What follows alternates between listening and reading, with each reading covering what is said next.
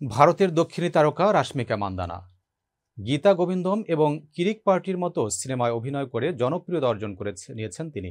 সম্প্রতি আল্লু অর্জুনের বিপরীতে পুষ্পা 2-তে অভিনয় করে সিনেমা প্রেমীদের আলোচনার কেন্দ্রে রয়েছেন রাশমিকা।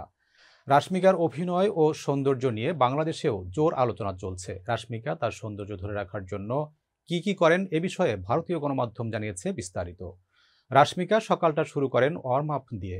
2 থেকে 3 মিনিট ওয়ার্ম আপ করার পর hip thrust, half kneeling, bench row, weight plate up, push fresh, medicine ball স্লামের মতো ব্যায়াম করেন। এ নায়িকা সপ্তাহের 4 দিন নিয়ম করে কিক বক্সিং, দড়ি লাফ, সাঁতার ও যোগাসন করে থাকেন। এছাড়া পেশির শক্তি বাড়াতে কার্ডিও ব্যায়াম করেন তিনি।